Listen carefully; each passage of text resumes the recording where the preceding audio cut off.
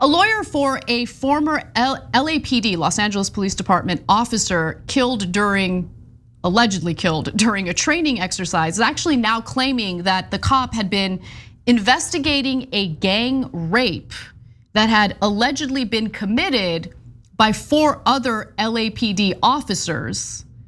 And on the day that he died during this alleged freak accident, training accident, one of the cops who was being investigated was there. And let's just also mention that we're talking about a cop who was young, healthy, had no issues. The idea that he died during a freak training accident seems strange, considering that never happens. You never hear about that happening. It could happen, but it just seemed strange from the beginning. But now we're learning more. So here is attorney Bradley Gage. He's the attorney for the police officer's family, the police officer who passed away. He's at a press conference earlier this week and he's explaining what he thinks is going on here. There was reportedly an incident report taken by Officer Houston Tipping of a sexual assault, including an object placed into the woman's private areas. According to the investigation carried out so far, the individuals responsible for that alleged sexual assault were supposedly LAPD officers. Even more shocking, our investigation has uncovered claims that one of the officers accused of sexual assault was at the training where Officer Houston Tipping eventually died. So we, Jordan, know how police react to one of their own, even speaking out against something that they've done. Mm-hmm. The idea of a fellow police officer serving as a whistleblower or investigating them for a gang rape, I'm sure they wouldn't take kindly to. One of the cops was there at the training with him when he allegedly died from a training incident. I don't know. I mean, look, it's all we can do at this moment is speculate, but I'm curious what you think so far.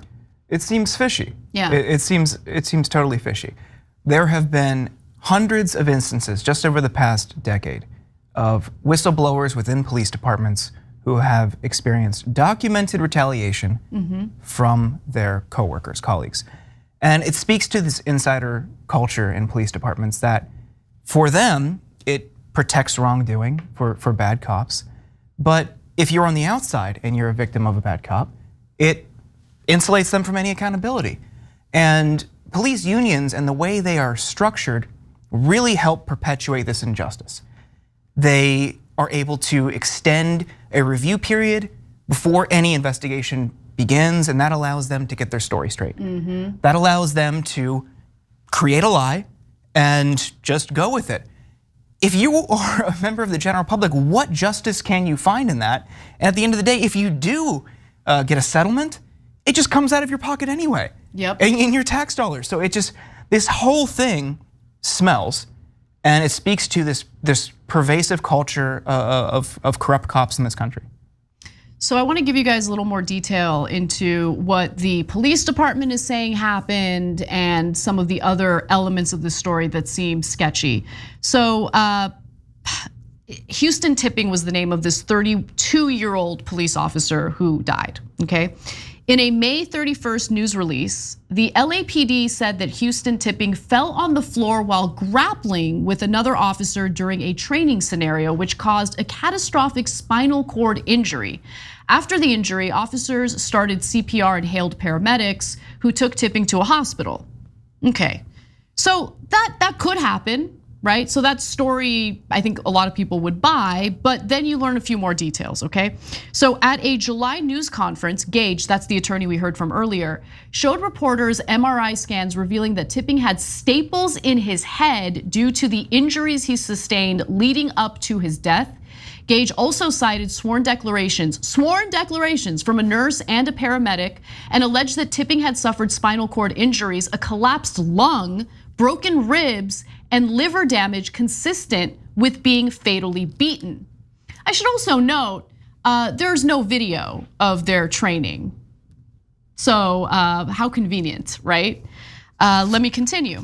The beating left him a quadriplegic and unable to breathe on his own. He actually ended up dying 3 days later when his family made the decision to take him off life support because he wasn't going to get better. Additionally, the autopsy found broken ribs that appear to be a Lucas device, which is an automatic CPR machine. The problem with that is other medical reports show the Lucas device was never used, Gage said. So I guess there might have been an attempt to cover up the fact that he had broken ribs by saying that it was actually the device, but they hadn't used that device. And now Tipping's lawyer believes there was a motive behind the alleged attack. Even though a coroner's report ruled Tipping's death an accident, attorney Brad Gage says he was targeted because he was a whistleblower in an assault case involving other officers. Gage claims that the alleged assault happened 10 months before Tipping's death. And Gage also says that one of the officers Tipping was investigating was there at the time of this training, at the time of his death. One more video from the attorney. We have the witness statement from the victim that corroborates the claims under penalty of perjury, and the female victim claimed that she was raped by 4 different people, all LAPD officers. She knew the names of some of those officers because they were in uniform and they had their name tags on. And that name of one of those officers with the name tag seems to correlate with one of the officers that was at the bicycle training. And you're alleging that that officer is the one who hurt Houston Tipping? Correct. I mean, I'm scared that this isn't gonna be investigated. Like, I'm glad that the family got an attorney. I'm glad it's getting a little bit of attention. This is terrifying though. It's horrifying. And for what the victim suffered, for what that family is going through, it speaks to the many ways that police misconduct affects us in our communities. And again, on the settlement point, if anybody in this situation sees any sort of justice, it just goes against the expense of the taxpayers. So it's really frustrating this keeps happening. And like I mentioned earlier, hundreds of cases just in the past decade of whistleblowers within police departments who, however you feel about the police, if you want to go in and actually be a good cop, and that's what you experience just trying to blow the whistle on wrongdoing, it says really just how hard, if not impossible, it is to be a good cop in this system. It's disheartening, and I think it speaks to much broader, serious, complex issues. Absolutely. I remember in the summer of 2020 when the BLM protests were happening, someone I know who happens to be a cop, some cops were kneeling and to make a point about like, we support you guys, and she happened to be one of them. She was reprimanded by the police department later. So the culture is very much real. And I think a lot needs to change with policing. I mean, the fact that nothing's really been done legislatively with police reform is incredibly frustrating because communities don't trust cops. And if you're dealing with crime and you need help, but you don't trust the cops, you're screwed. You don't know what to do. And I think that a lot of that is going on right now, and we need to do away with qualified immunity. We need to do away with the system that has the taxpayers pay on behalf of bad cops when there are these settlements. It should come out of their own damn pockets. Or I don't know, maybe even the union. Maybe the union needs to pay that settlement, right? Right. We could spend the entire hour, if not more, talking about all the different problems with police. Exactly. And everything from, like you mentioned, qualified immunity to civil asset forfeiture to just straight up police brutality. Just extrajudicial killings happening without any repercussions whatsoever.